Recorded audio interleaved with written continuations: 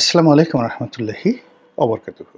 সম্মানিত দর্শক, আল জাজিরার সাবেক সাংবাদিক মেহেদী হাসান, অক্সফোর্ড গ্রাজুয়েট, তার সঙ্গে ডক্টর মোহাম্মদ ইউনূসের একটা সাক্ষাৎকার এই মুহূর্তে ভাইরাল হয়ে পড়েছে।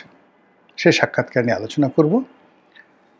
সাক্ষাৎকারের যে চম্বুক অংশ, সেই চম্বুক অংশর নিয়ে যে শিরোনাম করেছি, সেখানে ডক্টর মোহাম্মদ ইউনূসের যে অন্তর্নিহিত লিপ্সা, তার ইচ্ছা, তার উইল ফোর্স, তার যে মনের অবদমিত আকাঙ্ক্ষা, সেই আকাঙ্ক্ষা হলো তিনি গণতন্ত্র, নির্বাচন, অতি দ্রুত নির্বাচন, এই জিনিসগুলো তিনি পছন্দ করছেন না। তিনি বিরক্ত হচ্ছেন এই কথাগুলো। ২ নম্বর হলো যে আগামী ফেব্রুয়ারি মাসের প্রথমার্ধে ১৫ তারিখের মধ্যে, এবং যাকে বলা হয় আমাদের যে পবিত্র ঈদ উল ফিতর, সেই পবিত্র ঈদ উল ফিতরের আগে নির্বাচন হবে। এইটা যেভাবে তিনি প্রচার করছেন বা তার লোকজন প্রচার করছেন, তার অন্তরালে তাকে লোকজন আরও ৫ বছর থেকে যেতে বলছে। কেউ কেউ বলছে যে না, ১০ বছর আপনি থাকেন। অনেকে বলছেন ৫০ বছর আপনি থাকেন। বোঝার চেষ্টা করুন, ওনার বয়স এখন ৮৬ বছর। যদি ৫০ বছর হয়, তাহলে ওনার বয়স কত বছর হবে ওই সময়টিতে? মানে ৮৬ বছর, ৮৬ সাথে আরও ৫০ বছর, মানে আরও, মানে ওনার বয়স হয়ে যাবে তখন ১৩৬ বছর। আমাদের পাক ভারত উপমহাদেশ তো দূরের কথা, দুনিয়ার কোনো রাজা বাদশাহ ১৩৬ বছর বেঁচে রাষ্ট্র শাসন করে তারপরে কবরে গিয়েছেন আমি কারো নাম জানি না। আপনারা যদি জানেন আমাকে বলবেন। আমি তন্ন তন্ন করে সেই মিশরে গেলাম এই অল্প সময়ের মধ্যে, ফেরাউনদের জমানা দেখলাম। আমি সেই হজরত দাউদ আলাইহিসসালাম, হজরত সুলাইমান আলাইহিসসালাম, খুব নামকরা রাজা ছিলেন, আব্বাসীয় খিলাফত ছিলেন। চীনের সবচেয়ে প্রভাবশালী সম্রাট শি হুয়াংটি, যিনি ১০০০ বছর বাঁচতে চেয়েছিলেন, তার ইতিহাস স্মরণ করলাম। কোথাও আমি ১০০ বছর ধরে জীবিত থেকে রাষ্ট্র পরিচালনা করেছেন এইরকম লোক দেখিনি। তো সেই ক্ষেত্রে ডক্টর মোহাম্মদ ইউনূসের পবিত্র মুখ দিয়ে, পবিত্র বদন দিয়ে যে আরও ৫০ বছর তাকে থাকার কথা লোকজন বলছেন, এই কথা তিনি প্রকাশ করেছেন। এবং প্রকাশ করতে গিয়ে তিনি, যেহেতু ম্যাটিকুলাস শব্দটির উদ্যোক্তা, অঙ্ক ভালো বোঝেন, ইকোনমিক্সের ছাত্র, ইকোনমিক্সের টিচার, কাজেই অঙ্ক এবং পরিসংখ্যান এ দুটো তিনি বোঝেন না, বলা যাবে না। কাজেই তাকে যদি আজ থেকে আরও ৫০ বছর শাসন ক্ষমতা চালাতে হয়, তখন তার বয়সটি যে ১৩৬ বছর হবে, এটি যে তিনি বুঝেননি, এটা বলা যায় না। কাজেই আমি প্রথমত তার এই যে হায়াতে তৈয়বা, তিনি ১৩৬ বছর বেঁচে থাকতে চান, ১৩৬ বছর বয়স পর্যন্ত বাংলাদেশ পরিচালনা করতে চান, এজন্য তার জন্য দোয়া করছি। এবং তাকে আল্লাহ হায়াতে তৈয়বা দান করুন, তিনি এই দুনিয়াটা দেখুন। কিন্তু আমার আরও ৫০ বছর, আমার বয়স এখন যা আছে, আমি আরও ৫০ বছর বেঁচে থাকার কথা কল্পনাই করতে পারি না। আমি বরং আল্লাহর কাছে বলি যে, হে আল্লাহ, সুস্থ অবস্থায়, সবল অবস্থায়, কর্মক্ষম অবস্থায় এ দুনিয়ার মানুষের ঘৃণা, তারপরে অভিশাপের কবলে না পড়ে, মানুষের শ্রদ্ধা ভালোবাসায় প্রেমমুগ্ধ হয়ে আমি যেন তোমার কাছে যেতে পারি। আর এই যাওয়াটি যদি আমার জন্য এখন প্রযোজ্য হয়, কালকে প্রযোজ্য হয়, আল্লাহ তুমি আমাকে তখনই নিয়ে যাও, আমাকে গুনাহমুক্ত করো। আমি ওইরকম হায়াতে তৈয়বা চাই না যা কিনা আমাকে ঘৃণার বস্তু করে তুলবে, আমাকে ফেরাউন বানিয়ে ফেলবে, আমাকে হামান বানিয়ে ফেলবে। আমি মানুষের মধ্যে অসুর হিসেবে বসবাস করব। মানুষ আমার কবরে ডিম ছুঁড়বে, আমাকে ঘৃণা করবে। আমি চাই না আমার কবরকে কেন্দ্র করে কোনো জিয়ারত না হোক, কিন্তু কোনো মানুষ যেন আমাকে গালাগাল না করে।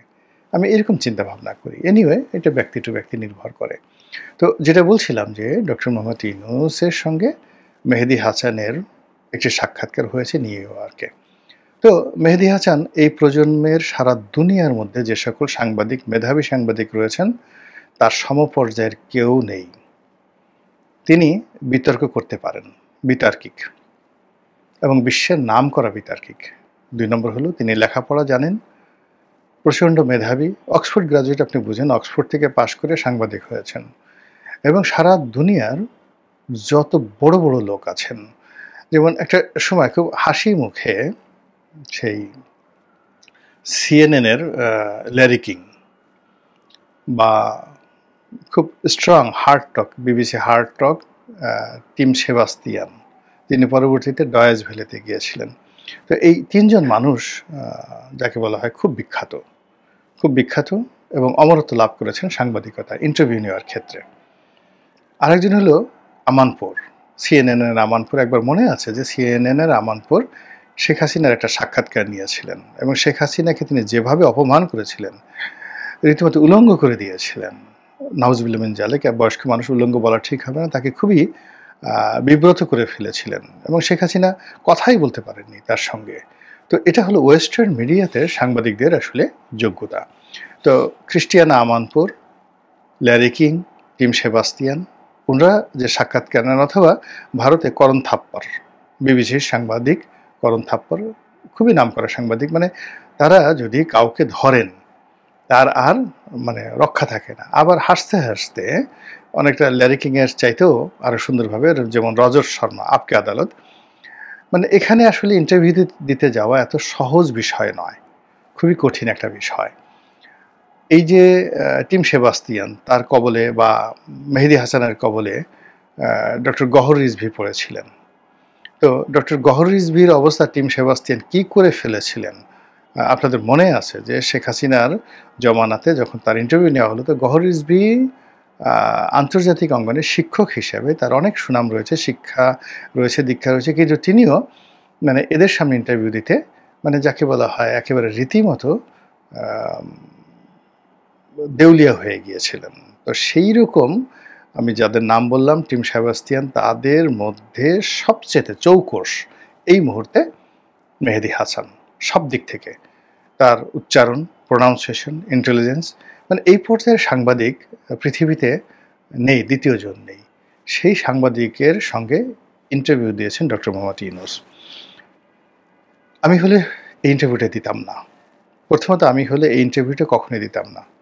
আমি প্রথমেই এর আগে বলেছি যে ওনার আসলে নিউ ইয়র্কে যাওয়াটা উচিত হয়নি, এই মুহূর্তে যাওয়াটা ঠিক হয়নি। দ্বিতীয় বলেছি উনি যে সেখানে গিয়েছেন, উনি খালি হাতে ফিরবেন এবং অনেক মানে অপ্রীতিকর ঘটনা তিনি সেখানে ঘটাবেন, এবং সেটাই ঘটেছে। মেহেদী হাসানের সাথে তার যে বক্তব্য, সেই বক্তব্যে তাকে বিধ্বস্ত, ক্লান্ত, এলোমেলো, এবং তার যে বয়স হয়েছে এবং তার কথাবার্তার যে ধারাবাহিকতা নেই, এটাই মেহেদী হাসানের বক্তব্যে ফুটে উঠেছে। মেহেদী হাসান খুব চৌকুশভাবে প্রশ্ন করেছেন। প্রথমত যে কথা আমরা বাংলাদেশে বসে কেউ বলতে পারিনি, সে কথা তিনি বলেছিলেন যে নির্বাচন নিয়ে মানুষের আকাঙ্ক্ষা এত বেশি। এটা ভদ্রতা করে তিনি এই কথা বলেছেন। তিনি আসলে যেটা বলতে চেয়েছেন যে আপনি এই মুহূর্তে বাংলাদেশ থেকে চলে যান।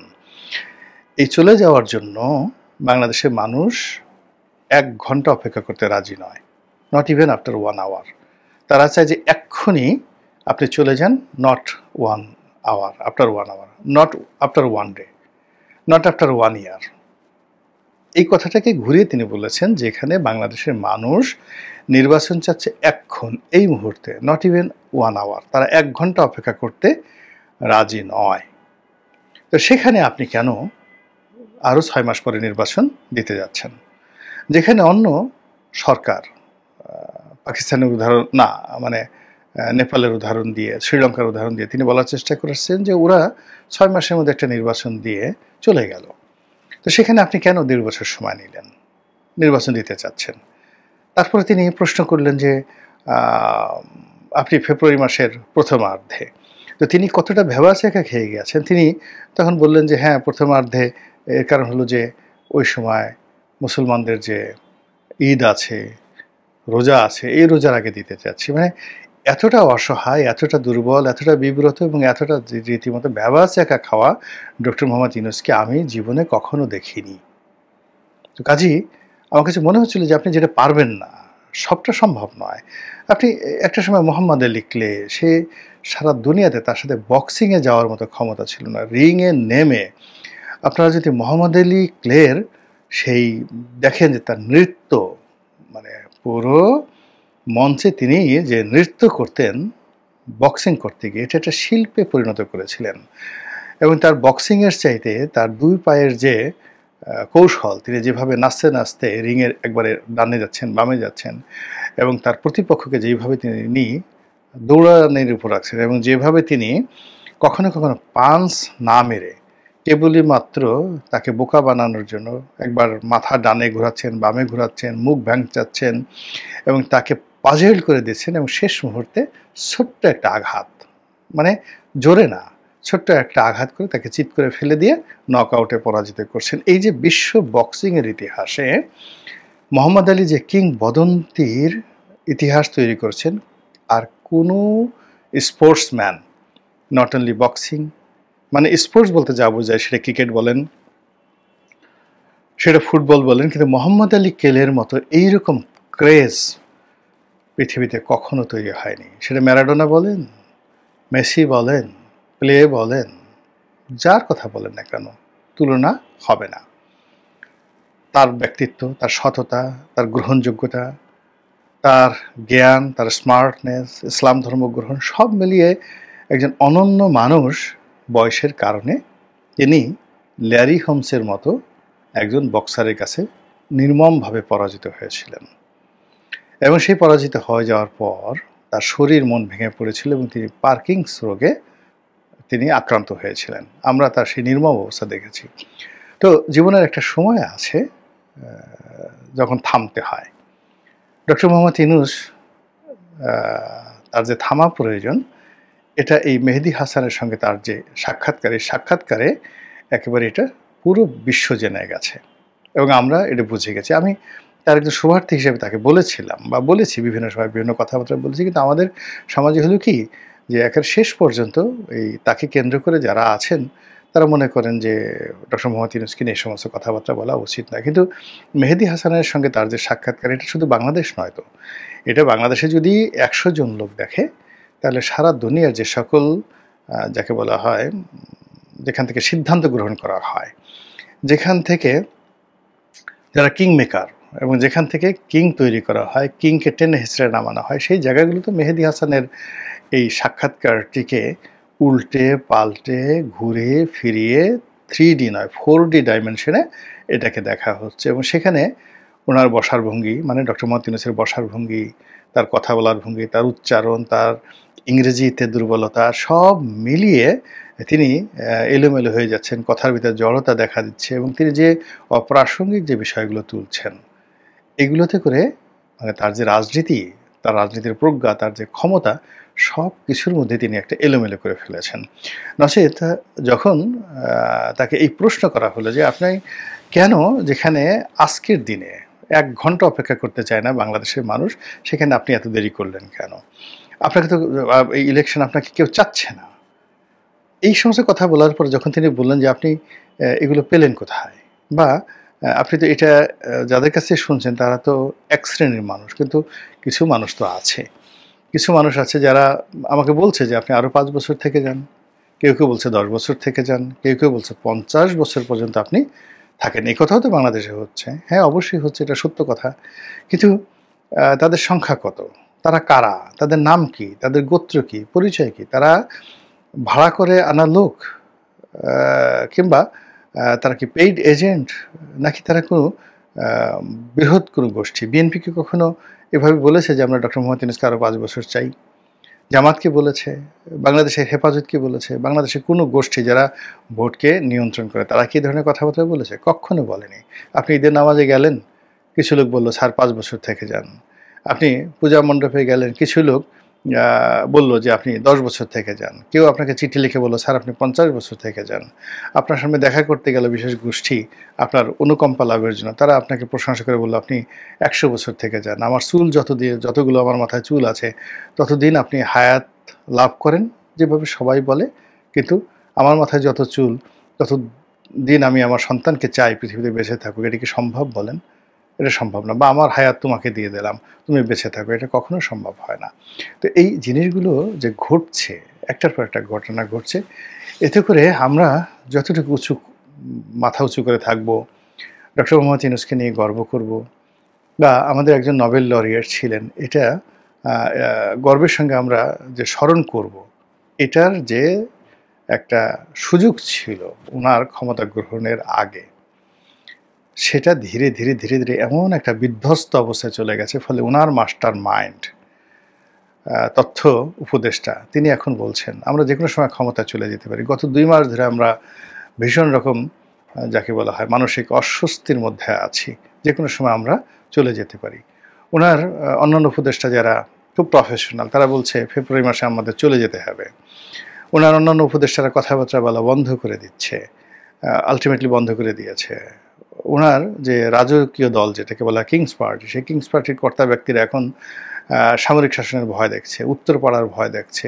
নানা রকম ন্যারেটিভ যেখানে বাংলাদেশে তৈরি হচ্ছে, যেখানে শেখ হাসিনার ভয় প্রবল আকার ধারণ করেছে, যেখানে তারেক রহমান সাহেব দেশে আসতে সাহস পাচ্ছেন না, যেখানে জামাতের আমির স্টপ হয়ে গেছেন, যেখানে চরমোনাই পীর সাহেব এখন আর আগের মতো সেই জিহাদি জোশে কথা বললেন না, তখন আমাদের ডক্টর মোহাম্মদ ইউনূস বিশ্বের সবচেয়ে মেধাবী একজন সাংবাদিক, তার সামনে গিয়ে যদি বলেন যে দেশের জনগণ তাকে আরও ৫ বছর ক্ষমতায় চায়, কেউ ১০ বছর চায়, কেউ ৫০ বছর চায়, বলেন তো এই কথা শুনে হাসবেন, কাঁদবেন, নাকি আনন্দে নৃত্য করবেন, নাকি উনার জন্য দোয়ার মাহফিল বসাবেন?